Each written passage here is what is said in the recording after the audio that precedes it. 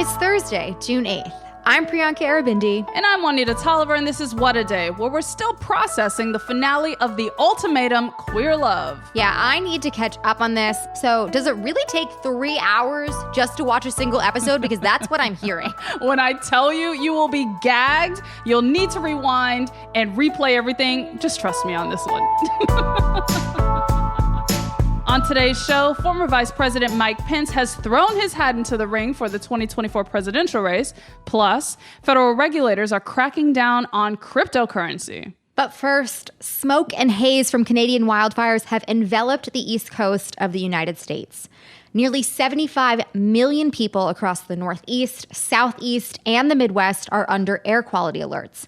I currently am coming to you live from New York City, which, as a result of this, now has the worst air quality of any major city in the entire world. Yikes. Yikes is right. The air quality index hit 484 on Wednesday. The scale is from 0 to 500, so that is an incredibly alarming figure. Things are really not good here.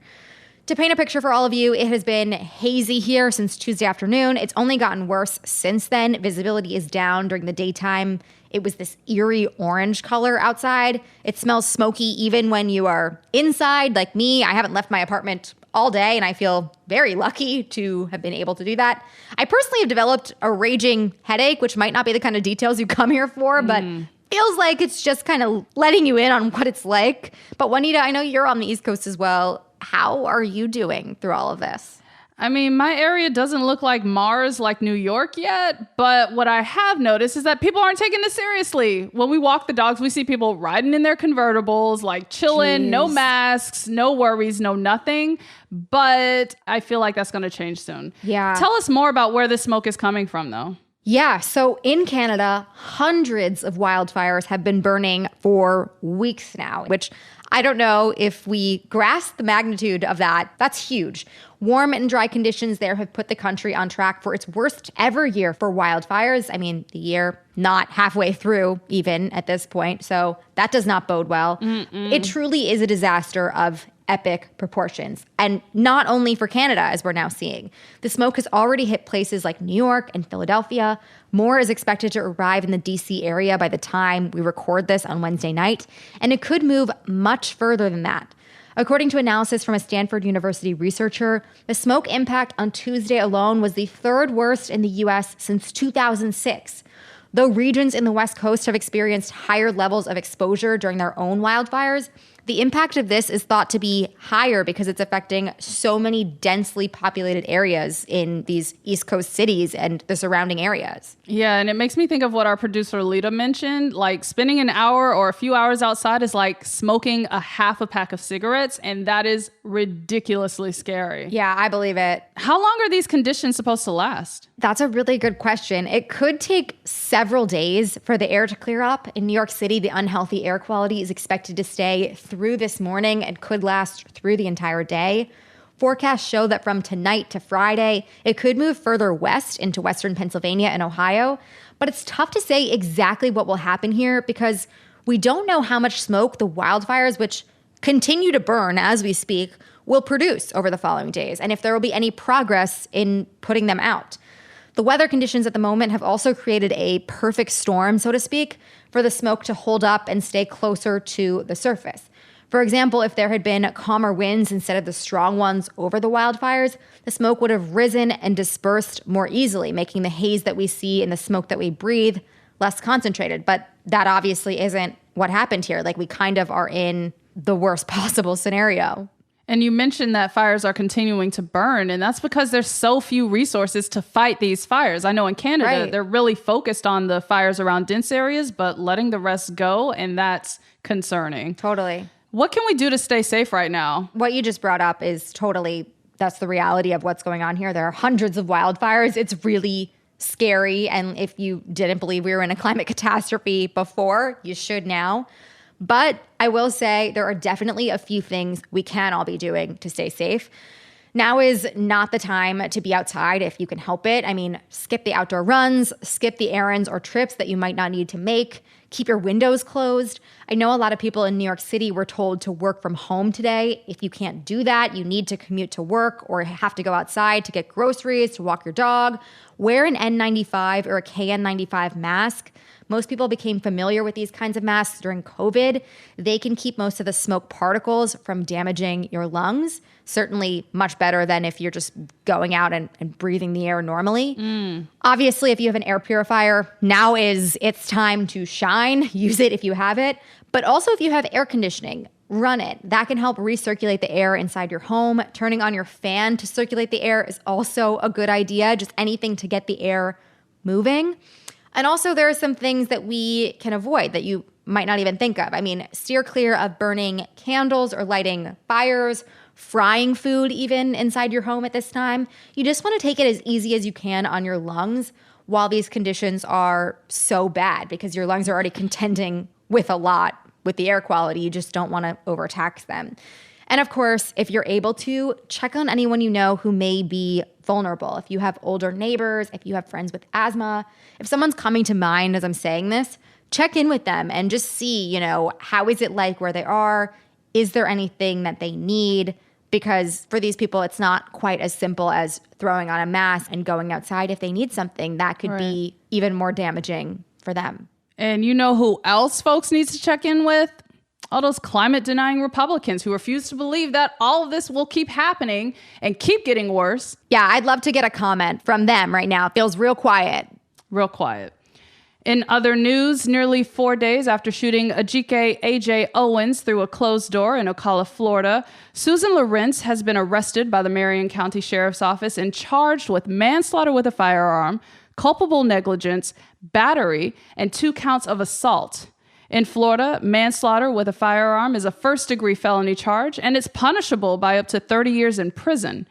The arrest and charges come after days of Owens' family and community leaders holding vigils and pleading with local law enforcement to take action. Take a listen to what AJ's mother, Pamela Dias, said after learning of the arrest and the charges. Tonight was a pivotal moment with the arrest of the perpetrator who shot and tragically killed my daughter in Ocala, Florida. I would like to thank all the community leaders, everyone near and far, everyone who supported us in achieving this victory tonight. It does not go unappreciated. I know it's a long road ahead, but together we can do this, and I thank you. When I tell you I am beyond heartbroken for AJ, for her mother and sisters, for her children, and I'm furious that it took almost 4 days to arrest this woman. Like, what the hell was that? Yeah, it feels like to get real consequences, the whole country has to get outraged, and that shouldn't be what happens here. Nope. But what do we know about AJ and this tragic shooting? AJ Owens was a 35-year-old mother of 4 whose family describes her as someone with an infectious personality and a, quote, smile that would light up the room. She was known in her community as a team mom for her children's football and cheerleading teams, and as a caring single mother who would, quote, give to other single mothers that were in similar situations that she'd been in. She was all around a loving person who adored her children, and now she's set to be laid to rest on Monday. Regarding the shooting last Friday, AJ was simply defending her children who were playing in an open field near their apartment, and she was killed when she went to confront her neighbor, Susan Lawrence. According to reports, the fact that AJ's children were playing in the field is what upset Lawrence to the point of shouting racial slurs, swinging an umbrella, and throwing objects at the children, including roller skates, and later firing the single deadly shot through a closed door while AJ stood on the porch with her 9-year-old son right beside her. The shooting occurred after a 2.5-year feud between the two neighbors, and the local sheriff has described the shooting as, quote, simply a killing. Okay, I mean, all of this is horrific, but simply a killing seems to make absolutely no sense. That is a huge deal. Nothing simple really about that. Why did it take the sheriff so long to make an arrest? That, like, a killing is a huge crime. Cue the backwards laws of Florida. And in this situation specifically, the stand your ground law. According to reports, the sheriff stated that because of that single law, no arrests could be made until he could prove that the shooter did not act in self-defense. And one of the statements AJ's mother repeatedly made in recent days was that AJ, quote, had no weapon and she posed no imminent threat to anyone. Ultimately, Lawrence was only arrested late Tuesday night after evidence and witness statements were collected and detectives concluded their investigation of her self-defense claims. The other tragic reality here is that some of those key witnesses were, in fact, AJ's own children. Ben Crump, one of the attorneys representing the Owens family, told reporters that it was a relief to tell the children of the arrest. He added, quote, today we get to share with her children and tried to make sure they understand that the senseless act of violence that killed their mother before their eyes was not their fault. My heart truly breaks for these babies. Like, their mother was snatched away from them in their lives, and this is another example of no real justice because they can never get her back. Of course, we'll continue to follow this story as it develops, but that's the latest for now. We'll be back after these ads.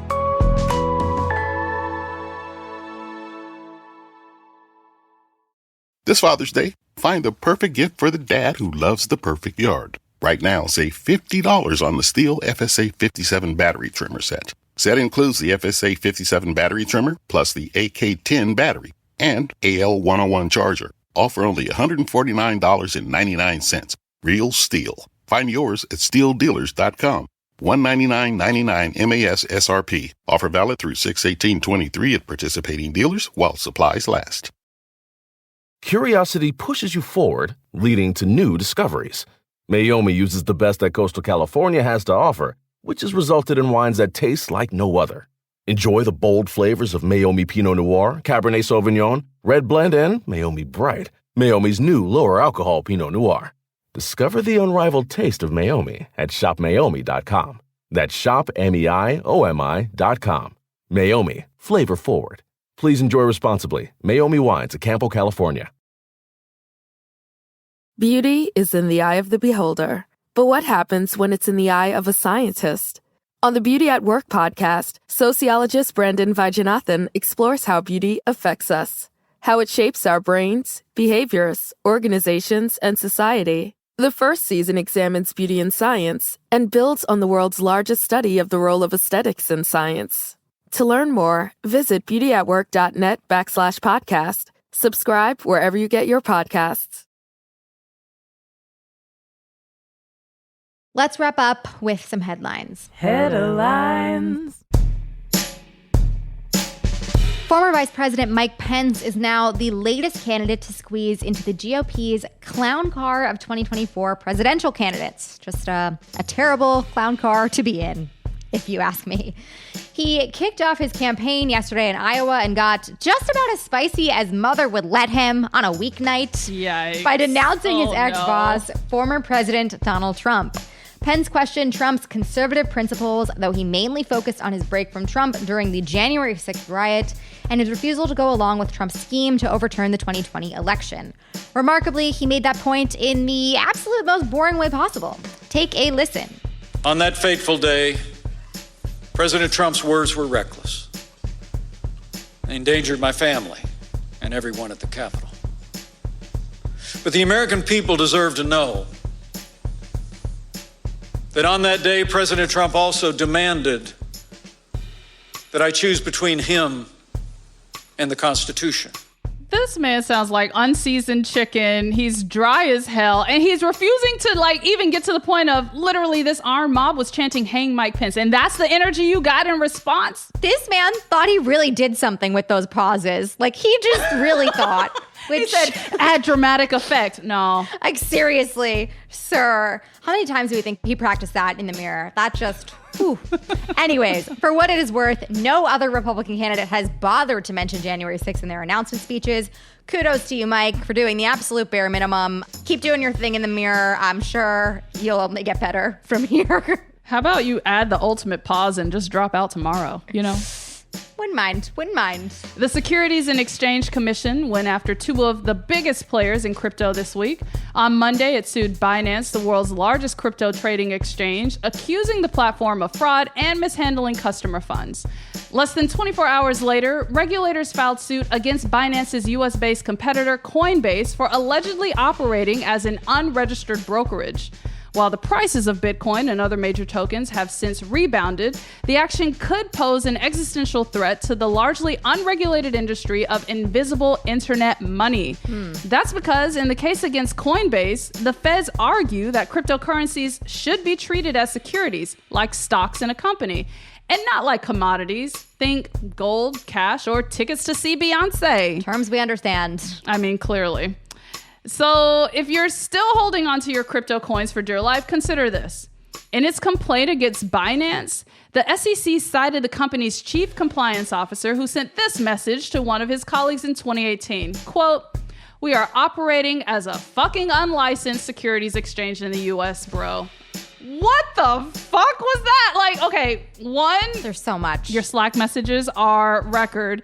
Two, like, you literally admitted it, and it can be subpoenaed and used against you. So, And let's not forget 3, the bro, which I'm sorry, I'll never be over it. My one hope from this actually has nothing to do with crypto. Sorry. It's just that, like, this person was in the C-suite of this company. I don't know. You should never think that you are incapable of doing things that ostensibly seem like it's a big deal or that, like, it might be hard, because, like, we really have people who talk like this doing them. So you're fine. You're good. idiots. Yeah, just let that boost your self-confidence a little bit.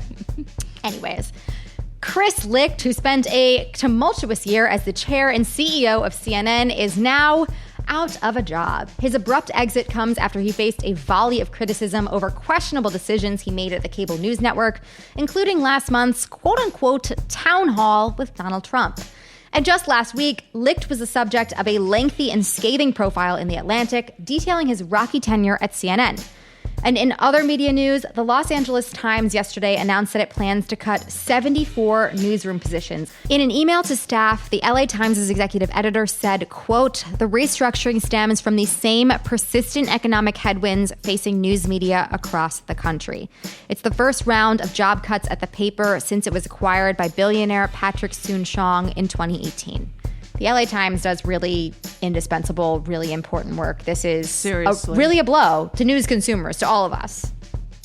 Supreme Court justices released their annual finance disclosure reports yesterday amid increased scrutiny over their outside income. I am, of course, side-eyeing Justice Clarence Thomas, who, according to a bombshell report by ProPublica last month, went on lavish vacations paid for by a GOP megadonor.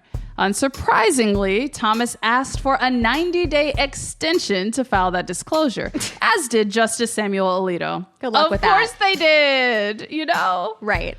Meanwhile, Justice Ketanji Brown Jackson had some receipts on her end. In her filing yesterday, she disclosed that none other than Oprah Winfrey sent her a congratulatory floral display worth $1,200. I feel like I need to step my game up. I don't know. That, but I also feel like Oprah's like, she's trying to be tasteful here. Like, she's being like, you know, I'm going to send her not something crazy. This is a Supreme Court justice. $1,200 feels like the right ballpark for Oprah. Okay, I'm just gonna claim it. Universe, please make a $1,200 friendly bouquet be like baseline for me one day. Yeah, I like that. Justice Jackson also noted that she received over $6,500 in designer clothing for her August 2022 Vogue magazine shoot, which she decided to keep. I feel like Justice Jackson being explicitly clear, laying out her receipts is like, you ain't finna catch me slipping, and she's setting the tone for the other justices. Yeah, and I mean, if you have your, I don't know, panties in a bunch, is that what we're going to say on the show about this? I feel like just you wait 90 days, because if you didn't already feel that way, you got another thing coming. That's all I'll say. And don't be alarmed, but one of the most active volcanoes in the world erupted yesterday. And I'm not talking about that voicemail that Pete Davidson left to PETA the other day. Yikes. Yeah, yikes is right. This eruption happened inside Hawaii's Kilauea volcano, which is located on the Big Island inside a section of the Hawaii Volcanoes National Park that is off limits to the public. The state's volcano observatory first noticed a glow over its summit early Wednesday morning and issued an advisory shortly after. The last time Kilauea erupted was back in January and continued through March, but it didn't result in any damage to the surrounding area. Although Kilauea is the second largest volcano in the Hawaiian island chain, the last time it caused any trouble was in 2019, when it erupted amid a series of earthquakes that destroyed hundreds of residential homes and businesses. Officials say that yesterday's eruption was contained and that the lava flow didn't go beyond the volcano's crater.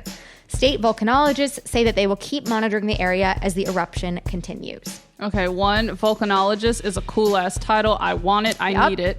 Two, I'm glad that this is contained and people are safe. It's got to be super scary anytime you're near a volcano erupting, but this one sounds like it's contained this time, which is good news. Contained, yes. End of the world, like kind of fitting with the vibes. I mean, like there's like smoke and ash everywhere on the East Coast. Like there's volcanoes erupting. The vibes are not good. I'm just going to say that. Brace yourselves, everyone. Find your nearest freshwater source. Hunker down. Seriously. Breathe. And those are the headlines. One last thing before we go, a quick reminder that Cricut's go-to legal podcast, Strict Scrutiny, will be recording live from Howard University tomorrow at 1 p.m. Eastern. Hosts Leah Littman, Kate Shaw, and Melissa Murray will sit down with Janae Nelson, the president and director counsel of the NAACP Legal Defense Fund, along with Cricut's very own VP of Politics, Shaniqua McClendon, for this special live recording. Get your live stream tickets now by heading to cricut.com/strictlive and get a 25% discount if you're a friend of the pod subscriber. That is all for today. If you like the show, make sure you subscribe, leave a review, think twice before leaving that angry voicemail, and tell your friends to listen. And if you're into reading and not just self-incriminating quotes from crypto bros like me, What a Day is also a nightly newsletter. Check it out and subscribe at cricut.com/subscribe. I'm Juanita Tolliver. I'm Priyanka Arabindi. And protect your damn lungs. I feel like we went through this for the past 3 years. Like, it should not be that hard of a fucking thing to do. Yeah, you have the masks left over. And if you don't, I don't know what to tell you. I already saw photos of CVS's with signs that say no masks. Why are we on repeat? I don't like it one bit. The vibes, I told you, they're bad. What a Day is a production of Cricut Media. It's recorded and mixed by Bill Lance. Our show's producer is Itzi Quintanilla.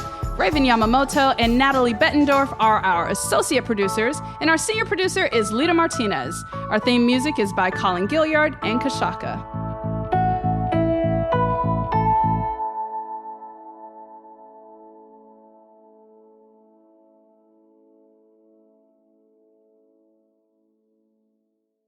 Steele knows Dad loves tools that work as hard as he does. So this Father's Day, give a gift he'll love to use.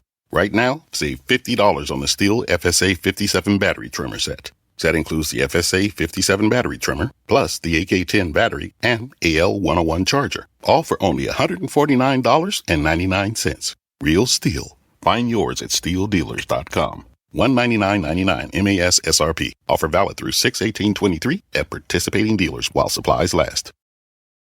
Curiosity pushes you forward, leading to new discoveries. Mayomi uses the best that coastal California has to offer, which has resulted in wines that taste like no other. Enjoy the bold flavors of Mayomi Pinot Noir, Cabernet Sauvignon, Red Blend, and Mayomi Bright, Mayomi's new lower alcohol Pinot Noir. Discover the unrivaled taste of Mayomi at shopmayomi.com. That's shopmeiomi.com. Mayomi, flavor forward. Please enjoy responsibly. Mayomi Wines at Campo, California.